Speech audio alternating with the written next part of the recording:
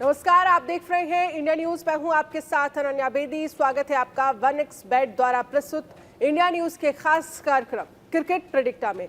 IPL में आज Rajasthan Royals और रॉयल चैलेंजर्स बेंगलुरु के बीच जयपुर के सवाई मानसिंह स्टेडियम में मुकाबला खेला जाएगा। संजू सैमसन की राजस्थान रॉयल्स अपने शुरुआती तीनों मुकाबले जीतकर पॉइंट्स टेबल में दूसरे पायदान पर है।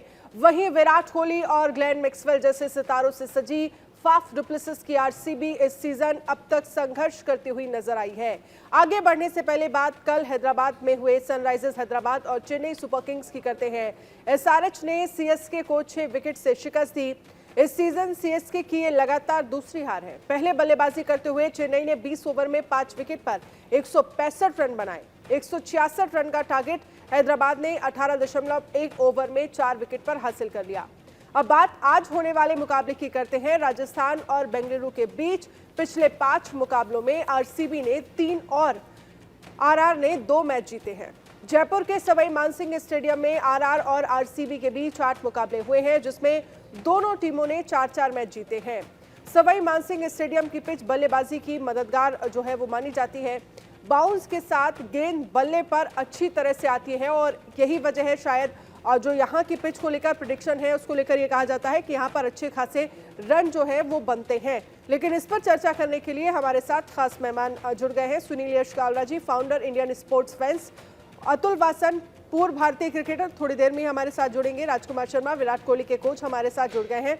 आप सभी का बहुत बहुत स्वागत है। शुरुआत राजकुमार सर मैं आपसे करना चाहूंगी।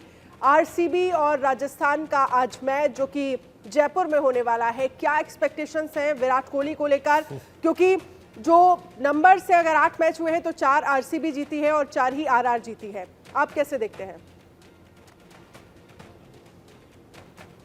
में क्या हुआ है, प्रेजेंट में आज जो अच्छा खेलेगा वो जीतेगा और अच्छी विकेट है राजस्थान में, जयपुर में, तो एक अच्छा मुकाबला होने की उम्मीद है क्योंकि दोनों ही टीमें बैटिंग हैवी हैं। काफ़ी शानदार बैटिंग लाइनअप है दोनों ही टीमों का, तो यहाँ पर बड़ा स्कोर एक्सपेक्टेड है कि काफ़ी बड़े स्कोर बनेंगे यहाँ पर। और जहाँ तक विराट की बात है, वो एक शानदार फॉर्म में नजर आ रहे हैं। पिछले मैच में ज़रूर वो जल्दी आउट हो गए थे, लेकिन उससे पहले बेहतरीन बल्लेबाजी की थी उन्होंने पिछले 2 मैचेस में। तो मुझे आशा है कि आज वो लास्ट फेलियर को भूलकर आज अच्छी बल्लेबाजी करेंगे और आरसीबी को ये मैच जिताएंगे। सर, आपसे एक बड़ा इम्पोर्टेंट सवाल ये पूछना है कि विराट कोहली जैसे ऑरेंज कैप मिलती है उनको, हायर स्कोर होता है, वो कभी कैप किसी एक के पास होती है फिर अगले बल्लेबाज के पास पहुंच जाती है, तो कितनी अहमियत देता है विराट ऑरेंज कैप और ये जितने भी पर्पल कैप्स आपके जो होते हैं in terms of batting bowling, उसके लिए कितनी इम्पोर्टेंस है उसके लिए? देखिए, इम्पोर्टेंस तो रहती है। आपको लगता है कि इतनी टीमें खेल रही हैं और आप नंबर 1 है तो you feel proud about it. और किसी भी प्लेयर के लिए एक प्राउड की बात होती है कि उसके पास पर्पल कैप है या ऑरेंज कैप है। और क्योंकि सभी को आइडिया लगता है उससे कि भाई ये हाईएस्ट रन गेटर है या हाईएस्ट विकेट टेकर है, तो ये जरूर एक प्राइड की चीज है और सभी वहां पर पहुंचना चाहते हैं। Everybody wants to be number 1 और जिसके पास होती है तो उसे जरूर उसकी खुशी तो होती है। लेकिन अगर हम पिच को लेकर आपका प्रेडिक्शन समझे तो क्योंकि शुरुआत में ही आपने कहा कि अब काफी रन जो है वो इस पिच से निकलते हैं, क्या लग रहा है बैटिंग को ज्यादा फेवर करती है पिच या फिर बॉलिंग को? और दूसरा, टॉस जीतना कितना महत्वपूर्ण है इस पिच के लिए? देखिए, ये विकेट ऐसा अक्सर देखा जाता है कि बैटिंग को हेल्प करती है। थोड़ा स्पिनर्स भी यहाँ पर प्ले में आते हैं और वहीं पर एडवांटेज राजस्थान को है क्योंकि उनके पास 2 बेहतरीन स्पिनर्स हैं, चहल और अश्विन के रूप में, जो कि दोनों ही प्रूवन बॉलर्स हैं, बहुत शानदार गेंदबाज हैं, तो वो एक बहुत इंपॉर्टेंट रोल प्ले करेंगे। और वहीं पर आरसीबी अगर आप देखें तो कहीं ना कहीं स्पिन में काफ़ी ज़्यादा लैक कर रही है। कोई क्वालिटी स्पिनर उनके पास नहीं है, वो काफ़ी कुछ रिलाई करते हैं अपने फास्ट बॉलर्स पर, तो यहाँ पर उन्हें थोड़ी सी मुश्किल हो सकती है क्योंकि उनके पास क्वालिटी स्पिनर्स नहीं है। और जहाँ तक टॉस की बात है तो मेरा मानना है कि जो भी टॉस जीतेगा शायद पहले बल्लेबाजी करना चाहे क्योंकि बाद में विकेट थोड़ा और स्लो हो जाएगा। सर, आपने अभी 2 क्वालिटी स्पिनर्स की बात कही है। हमने देखा है कि जो भी टीम ऑक्शन में आती है वो सबसे पहले 150 वाले बॉलर के ऊपर हाथ रखती है। राजस्थान रॉयल्स एक ऐसी टीम है जो सिर्फ और सिर्फ स्पिनर्स के ऊपर टॉप 2 स्पिनर्स, और वो भी काफ़ी एक्सपीरियंस स्पिनर्स, तो आपको लगता है ये सोची समझी इनका एक स्ट्रैटेजी है कि स्पिनर्स भी मैच जिता सकते हैं आईपीएल में? आपको लगता है ऐसा पॉसिबल है? बहुत इंपॉर्टेंट है ये, मैं कहूँगा बहुत अच्छी कैलकुलेशन है, बहुत सफल मूव है राजस्थान रॉयल्स का कि उन्होंने ये दोनों स्पिनर्स रखे हुए हैं जो कि बहुत कामयाब हैं। आप चहल की बात करें तो वो एक मोस्ट सक्सेसफुल बॉलर हैं और मुझे लगता है कहीं ना कहीं हमेशा आरसीबी को रिग्रेट रहता होगा कि उन्होंने क्यों उनको रिलीज कर दिया अपने 11 से, क्योंकि वहां पर भी शानदार प्रदर्शन कर रहे थे वो। तो ये इम्पोर्टेंट है राजस्थान रॉयल के लिए, क्योंकि वो जानते हैं कि उनका विकेट थोड़ा स्लो खेलेगा और स्लो होगा तो वहां पर स्पिनर्स को थोड़ी मदद होगी और उसके लिए उनके पास 2 क्वालिटी स्पिनर्स हैं। तो मैं कहूँगा एक बहुत अच्छा सिलेक्शन है और बहुत अच्छी सोच है राजस्थान रॉयल की कि उन्होंने दोनों क्वालिटी स्पिनर्स को रखा है। सर अगर क्वालिटी स्पिनर्स है, अनन्या एक बात नोट की है हमने, फास्ट बॉलर्स को आपको 20, 24, 25 करोड़ मिलते हैं। सर ये रीज़न क्या है कि स्पिनर्स को इतने बड़े दाम कभी नहीं मिल पाए आईपीएल की पूरी हिस्ट्री में? शेन वॉर्न एक्सेप्शन थे, जब उन्होंने शुरू किया वो टॉप मार्की प्लेयर थे और हाईएस्ट वो थे, बट क्या आपको लगता है क्या है रीज़न क्या है? नहीं, ये अनफॉर्चुनेट है। देखिए अभी क्या है, स्पिनर्स को लेके ये कहा जाता है कि भाई वो पावर प्ले में गेंदबाजी नहीं करते हैं, वो स्लॉग में गेंदबाजी नहीं करते हैं, लेकिन वन हैज टू अंडरस्टैंड कि मिडिल ओवर्स भी उतने ही इंपॉर्टेंट हैं जितने कि स्लॉग ओवर्स या इनिशियल ओवर्स। लेकिन अभी तक ऐसी सोच बनी हुई थी कि फास्ट बॉलर ही मैच जिता सकते हैं, लेकिन धीरे धीरे लोग रियलाइज कर रहे हैं कि इंडिया में स्पिनर्स बहुत कामयाब होंगे आगे चलने वाले मैचेस में, जहां पर कि ग्राउंड थोड़ा सा भी बड़ा है।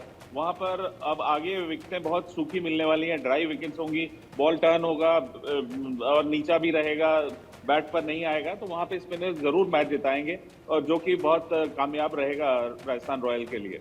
बिल्कुल, जिस तरह से आप कह रहे हैं कि स्पिनर्स वहां के लिए बहुत महत्वपूर्ण हो जाते हैं, जो भी ग्राउंड बहुत ज़्यादा बड़ा होता है, तो ऐसे में कई ऐसे महत्वपूर्ण ग्राउंड हैं जहां के लिए स्पिनर्स जो है वो एक बड़ी मुसीबत जो है वो किसी भी टीम के लिए ये कह सकते हैं कि चैलेंजिंग मैच को बना सकते हैं। लेकिन अगर हम बैट्समैन की बात करें और दोनों ही टीमों को लेकर अगर कंपेयर किया जाए तो रियान पराग आरआर में, संजू सैमसन, ध्रुव जुरेल, यशस्वी जायसवाल, और एक तरफ विराट कोहली आरसीबी की अगर हम बात करते हैं, दिनेश कार्तिक है, ग्लेन मैक्सवेल है, महिपाल लोमरोर है। कैसे देखते हैं बैट्समैन को अगर हम कंपेयर करें और अगर हम दोनों ही टीमों की बैटिंग ऑर्डर को देखें तो?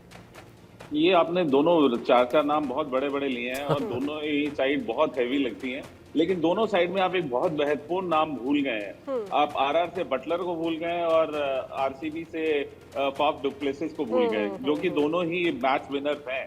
तो ये 5-5 प्लेयर दोनों टीमों में जो ऐसे हो जो अपने दम पर मैच जिता सकते हैं, तो आप समझ सकते हैं कि मुकाबला कितना रोमांचक होने वाला है। और बॉलर्स की शायद कल रात की नींद पूरी नहीं हुई होगी, वो सोच कर कि कल कितनी पिटाई होने वाली है। जी, बड़ा इंटरेस्टिंग सी आपने बात बोली है, ये बड़े बड़े नाम आते हैं। सर जब ये बड़े नाम आते हैं पिच पे, क्योंकि आपसे थोड़ा सा और टाइम लेंगे क्योंकि आपको कोचिंग भी करानी है, बट थोड़ी सी और आपसे रिक्वेस्ट है कि जब ये बड़े नाम फेल होते हैं तो छोटे नामों के ऊपर क्या उनको ऐसे प्रेशर दिखता है या अपॉर्चुनिटी दिखती है? ये डगआउट में बैठ के क्या देखते हैं सर? डेफिनेटली देखिए, एक अपॉर्चुनिटी होती है और प्रूव करना होता है कि यार हम भी इनके साथ खेल रहे हैं, तो we are not behind them. और एक मोटिवेशन भी होती है कि इतने बड़े प्लेयर्स को करके दिखाना, या बड़े प्लेयर्स ने नहीं किया और एक छोटे प्लेयर ने मैच जिताया। जैसे बहुत खुशी हुई मुझे जिस तरह शशांक सिंह ने मैच जिताया हैदराबाद को, वो देखकर कि एक अनकैप्ड प्लेयर ने बेहतरीन पारी खेलकर एसआरएच को मैच जिताया। तो इस तरह के अचीवमेंट किसी भी यंगस्टर्स के लिए बहुत अच्छे होते हैं। उन्हें पता होता है कि इतने बड़े स्टार्स हैं और उनके सामने अगर वो परफॉर्म करें तो आने वाले समय में उन्हें बहुत एडवांटेज होता है।